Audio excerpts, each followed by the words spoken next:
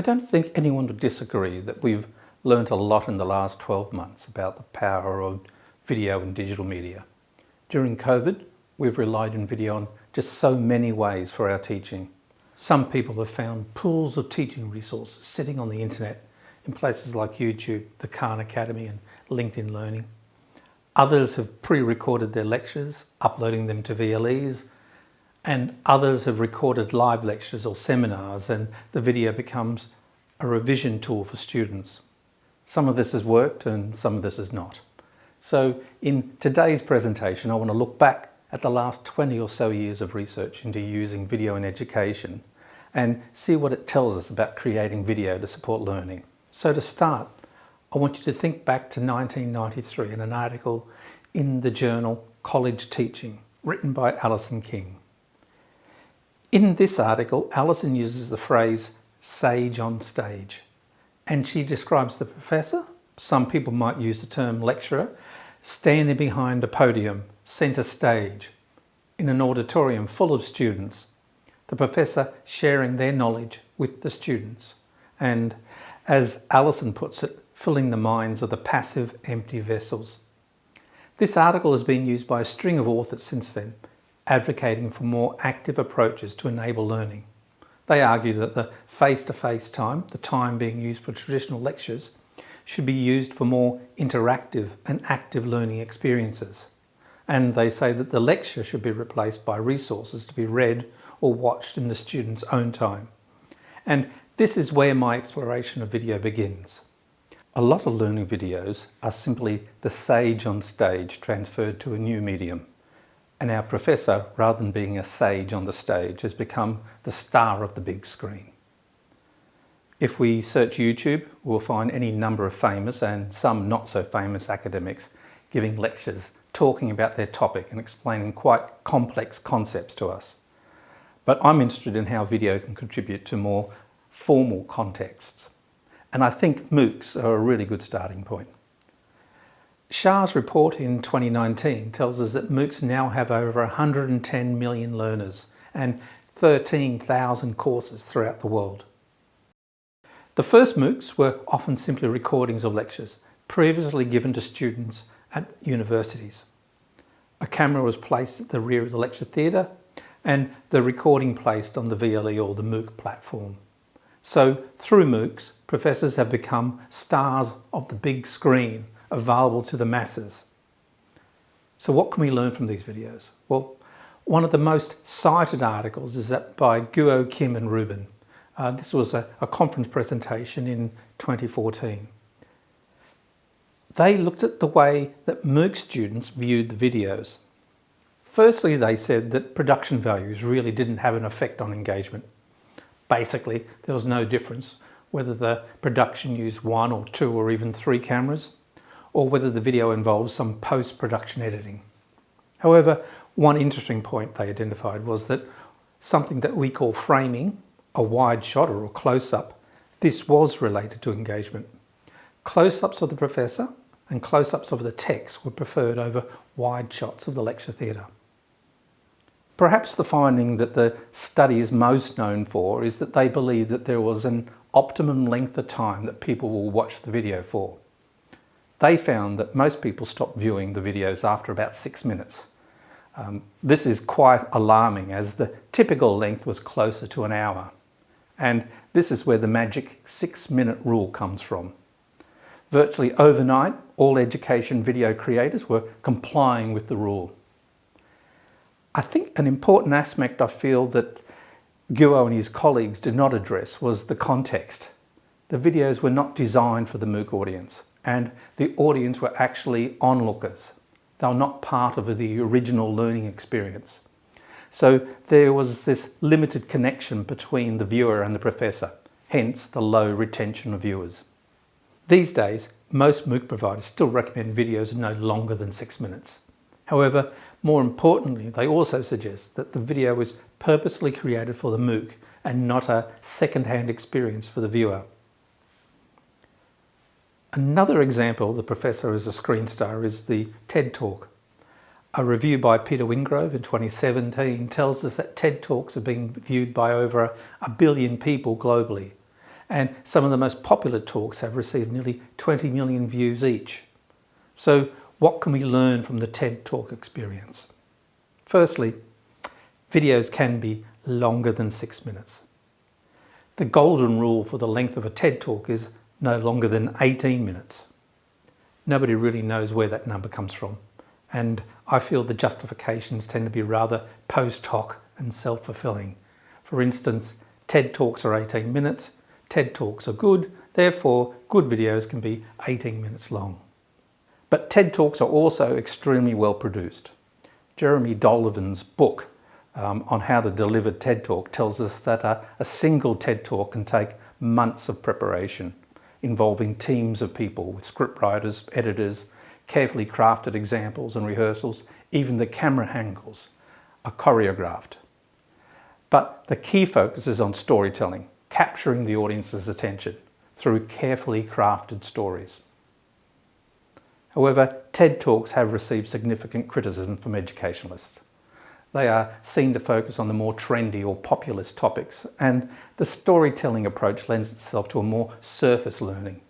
For example, in their paper in 2019, Emma Bell and her colleagues argued that TED Talks do not challenge viewers' assumptions, nor do they engage viewers in a deep discussion of the topic. They are still very much the sage on stage, filling the audience and the viewers with ideas, even if it is now on a big screen.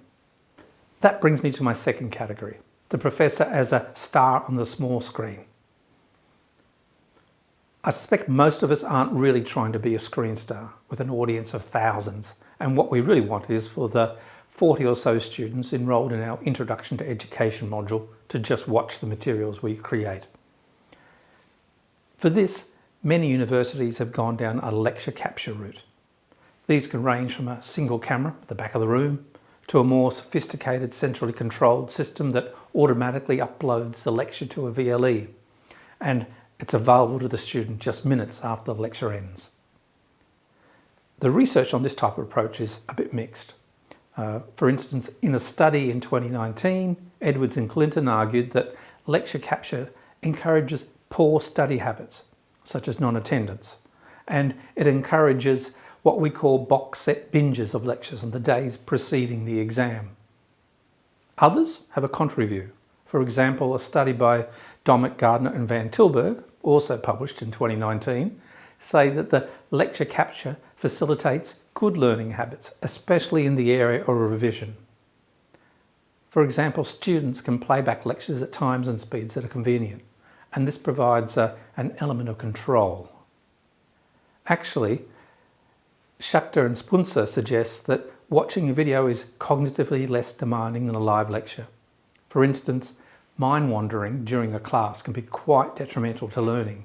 However, mind wandering is less of an issue when you can stop and start and repeat the video. You might be thinking that, didn't the MOOC study by Gu and his colleagues say that students only watch for 6 minutes? That's not entirely true. The difference here is that the lecture capture video is not a second-hand experience. These students were in the same classroom with the presenter of the video, only minutes earlier. Actually, there's evidence that suggests that students who did not attend the live class are the ones who are likely to turn off the video, as they have no connection to the presenter. And this is perhaps what is missing in the early MOOC videos. Patrick Lowenthal calls this social presence, or presence. Social presence is about feeling you are there with the presenter, that he or she is talking or communicating directly with you. And I'll come back to this idea a little later. So let's return to our star on the small screen category. Lecture capture is just one method that lecturers have used to create learning videos. An option favoured by a lot of academics is to simply add a narration to PowerPoint and then save it as a video. Because this is so easy to do, it's proliferated, and because it's so easy, it's easy to get wrong. There are a lot of websites, articles, studies that will tell us that a short PowerPoint with a narration, less than 5 minutes, can be used very successfully to teach focused topics and concepts. We just need to look at YouTube and the Khan Academy. Similarly, longer PowerPoints with the narration can be used to provide a summary or an overview of a lecture. I have a colleague who doesn't record his lectures, but instead, after class, he adds a narration to the slides from his class. He then uploads it to the class VLE, and this usually ends up being far more concise and to the point than the lecture. However, there is a problem. Too many PowerPoint videos with just narration run the risk of never establishing that connection between the lecturer and the student viewer, especially if they're used in a course where there is minimal physical or even visual connection between the staff and the students. I think I need at this point to point to a team of researchers in China focusing on this area. Their research concludes that PowerPoints can be very effective if videos of the instructor are actually included in the video as well. So they suggest that the video starts with the lecturer, swaps to full screen slides, but returns to the lecturer for summaries, linking sections and conclusions. There is no need for the lecturer to be seen for the entire video, but it's important to establish some element of connection between the viewer and the presenter. They do some other research looking at things like eye gaze, like where the instructor is looking. Are they looking directly at the camera, or are they looking at some sort of imaginary audience off to the side? They also look at how big the image of the instructor within the frame needs to be to maintain this presence. I think the discussion on incorporating the instructor in the video is useful, as it leads me to my next group of video styles to discuss. I now want to focus on research that explores creating a video from scratch rather than just transferring my lecture to the screen. So for starters, Anna Hash and her colleagues from the Humboldt Institute, they provide an incredibly good overview of the dominant styles we see in education. They start with talking heads. These are videos that focus on the presenter, and then they move to videos that integrate the talking head with graphics and other media, some almost bordering on a documentary style. The literature on the production of these styles, it gets a little confusing, and at times I feel confused within the same article. The problem is that they are not always talking about the same thing. So I divide the ideas into either studies that focus on what I'm calling transmission principles and studies that focus on integrating principles. Transmission principles are the principles or the rules that focus on techniques to aid information transmitting or moving from the source to the working memory and then to the long-term memory. Now, these principles are typically cognitive in nature. One of the most noted researchers in this area is Richard Mayer. Now, Mayer and his colleagues developed the cognitive theory of multimedia learning. Multimedia learning is currently a set of about 12 or so guidelines for the design of digital media. Let's just look a bit more at number one, the Coherence Principle. The Coherence Principle says that people learn better when extraneous words, pictures and sounds are excluded rather than included. Simply, if we add too much information, such as background music or images, then our brain has extra work to do, and this could lead to cognitive overload. Mayer is not the only person advocating this sort of rule-driven approach. Hans and Jan Vandermeer, they talk about temporal cueing, telling people in advance the order of information, sort of like priming. They also talk about pausing. That's allowing time for the viewer to catch up. And they talk about segmenting, breaking a video up into sections. And we need to remember that much of the research I mentioned earlier into PowerPoint about image size and gauge is related to transmission principles. Before, when we were talking about lecture capture, the length of the video was typically dictated by the length of our pre-existing lecture, or if we could break it up into subsections. In this style, the length of the video continues to be a contentious issue. In the literature, the recommended length ranges from 5 to 20 minutes. Actually, Andrew Thompson and his colleagues from the Queensland University of Technology say that the length is really related to audience expectations. Students who are engaged in the learning process are not satisfied with short, fragmented videos, but like deeper discussion afforded by longer videos. This is also the view of Tom Harrison. Tom argued that the positive effects of video is not related to length, but rather related to the teacher's style and to the student's learning motivation and how the students use the video. If you watch students, they don't always watch videos in the ways we expect. They often pause at unexpected spots. They fast forward and then they rewind in all sorts of ways. My final topic in the transmission principles is presence. Virtually all the production-based literature in video learning talks about the importance of the lecturer's presence. Borup tells us that the video needs to present the lecturer as a real person with a real emotional connection to the viewer. And Anne Leonard tells us that basically students dislike monotone speakers and they don't like speakers who don't look at the camera, and they want someone who is easy to understand, compelling, interested in the topic, and they can relate to.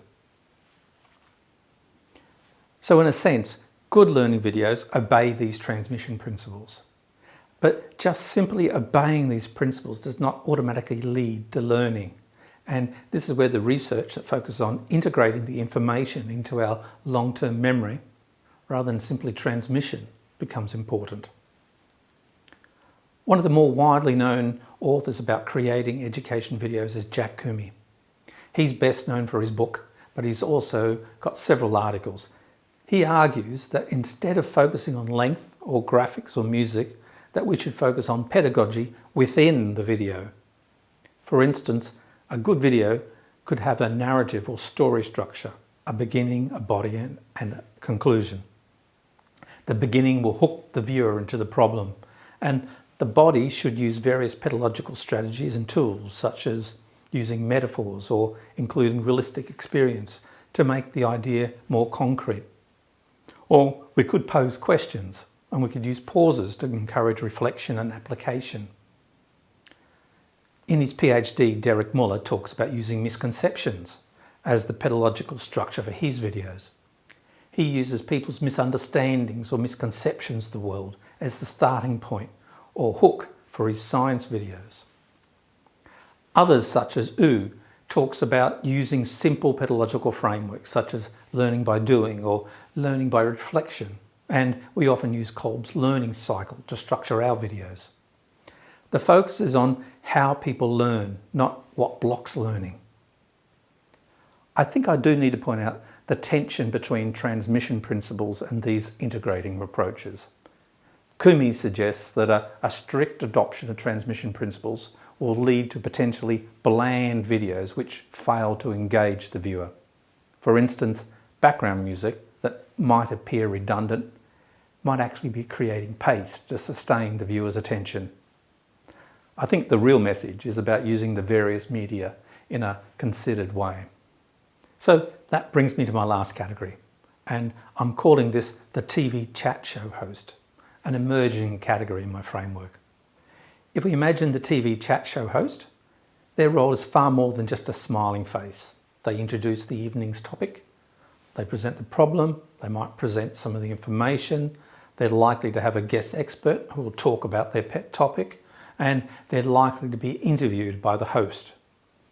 Also, a fair amount of the time, the chat show host is managing the audience, engaging them, asking them questions, interacting with them.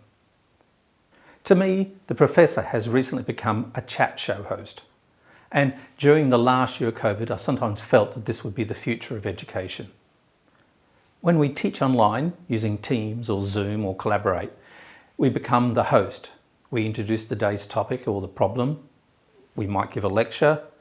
We might have a guest speaker who will talk about their pet topic. And the more adventurous amongst us will actually interview our guest.